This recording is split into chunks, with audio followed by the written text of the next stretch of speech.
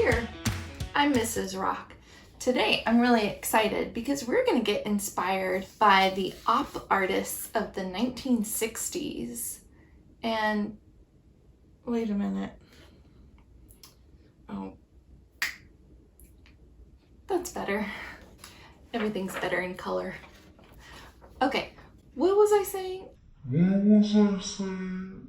We're going to get inspired by the op artists of the 1960s to create an op art drawing. Let's get ready. Here are the materials you need.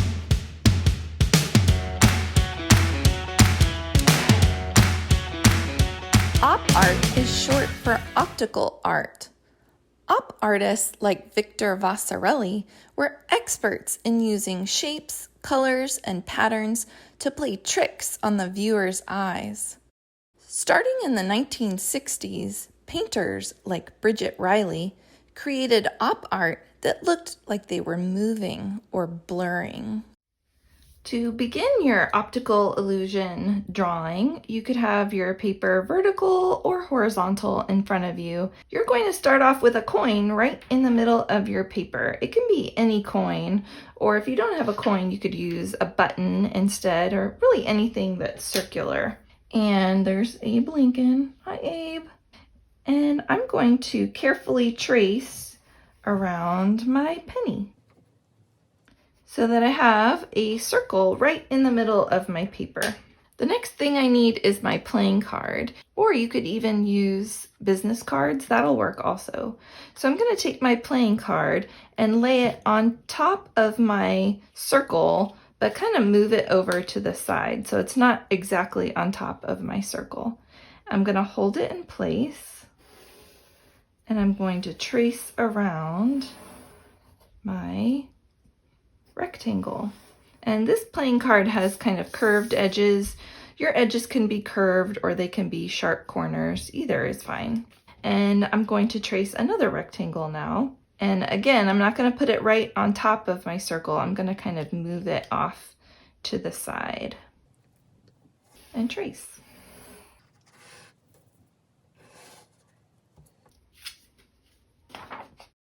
To create these radiating lines that are extending from this inner circle, I'm going to use a ruler. But if you don't have a ruler, you could use something else that has a straight edge, like an envelope, the side of a book. You could use something like this. It's just a piece of cardboard cut from a cereal box. Any of those work fine for drawing those long straight lines. So I'm going to use my straight edge to draw a horizontal line that goes through the center of my circle. I'm going to make a teensy tiny dot right in the center of my circle. It's barely visible. I'm going to eventually erase that dot anyway. So now I'm going to use my straight edge and make a horizontal line lining up with that dot in the center, but I'm not going to draw anything else inside of my circle. I'm going to start at the edge of my circle and draw a line that goes all the way to the edge of my paper, and same thing on the other side. Start at the edge of my circle and draw the line that goes all the way to the edge of my paper, so it looks like that. Now I'm going to rotate my straight edge 90 degrees. Again, line it up with that center little dot. I'm going to start at the edge of my circle and go out to the edge of my page, and same thing down here. Then I'm going to make my straight edge go diagonally, and I'm going to try to split it kind of evenly in between these two lines. And if my straight edge doesn't reach both sides of the paper, you can always kind of shift it so that it reaches both sides. And then I'm just going to shift this down so that my straight edge can reach this other edge of my paper. Start at the edge of my circle and draw a line that comes all the way out. And I'm going to do the same thing on the other side. I'm going to keep going, splitting the difference in between each pair of lines and making lines that extend all the way out from my circle to the edge of my paper.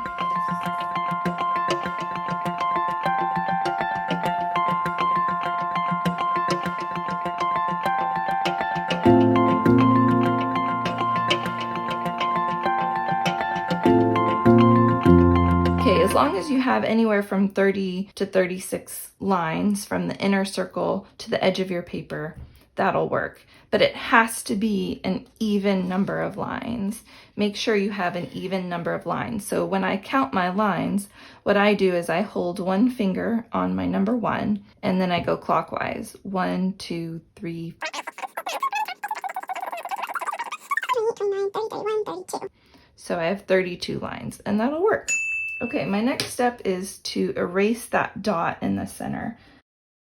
Now, to add the color to make it look like an optical illusion, you can use your regular pencil that you've been using, or you can use a colored pencil.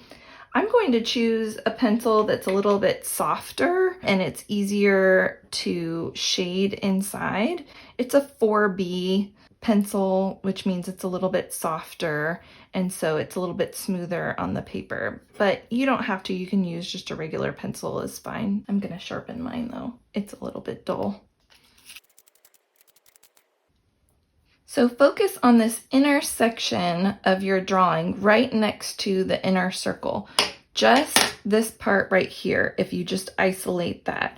That's what we're gonna be coloring first. So every other area here will be colored in with your pencil. And when you color in, try to make it a little bit darker towards the center of your circle. And you do that by pressing harder with your pencil. And as you work your way out to the edge of that area, just go gradually lighter and lighter. You don't have to get super light, but just make sure that when you get towards the center of that inner circle, that it's slightly darker, and that's going to help with your optical illusion. So I've skipped that spot right there. I'm going to leave that one white, and I'm going to go to this next area here, dark near the center, gradually getting lighter and lighter, easing up on my pressure of my pencil so it's a little bit lighter near the edge.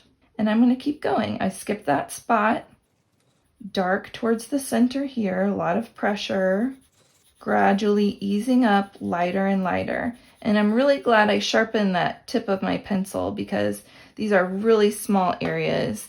Okay, I'm going to skip that spot, go to the next one, and I'm going to keep going with this same pattern all the way around this inner circle.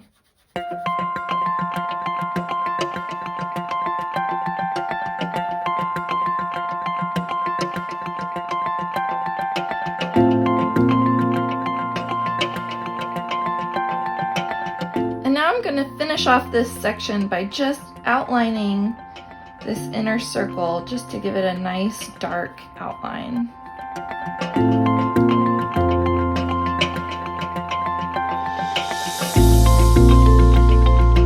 The next areas I'm going to fill in are these inner parts of my rectangles here. So I'm just going to isolate these two rectangles. Forget about all this stuff around the rectangles. We'll worry about that later. Find a white strip in the inner rectangle, and then right outside of that, within another rectangle, that part is going to be colored in black or whatever color you're using. And same thing like we did before, you want to be a little bit darker towards the inside, and as you go away from that inner circle, get lighter and lighter gradually. And you can always add another layer on top to make it darker, but it's hard to make it go lighter without erasing and starting over. This strip here has been colored in, so I'm going to leave this strip alone since it's outside of this inner rectangle. But if I go to the next one, this one is white, so guess what? This one's going to be colored in. And I'm going back and adding a little bit more darkness here just to add a little bit more drama, and that helps the optical illusion. And I'm going to keep going just within these rectangles. What we're doing is we're adding value to our artwork. Value is the difference between light and dark. It's all the highlights and shadows that you include to make it look more three-dimensional. Anytime you add value to your artwork, you're tricking the viewer's eye into thinking that it's more than just a piece of paper. It's more than just 2 dimensions. You're creating an optical illusion.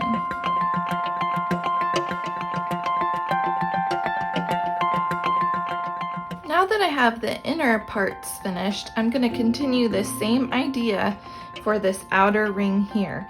Anytime I see a dark area filled in, the part that extends all the way to the edge of the paper is just going to be left white. But if I see white here, I'm going to color this part in, making sure I'm a little bit darker towards the center and a little bit lighter towards the edge.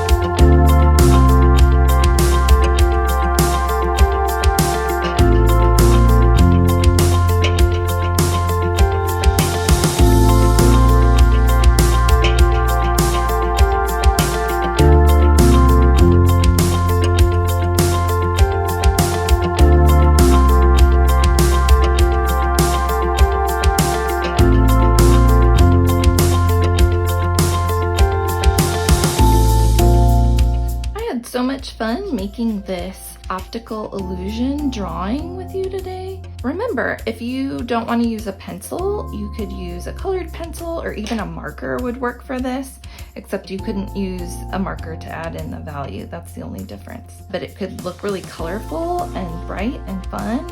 So it's up to you, because remember, when you're creating, the possibilities are endless. And now it's time for a joke. What did the judge say when the skunk came into his courtroom? Order in the court.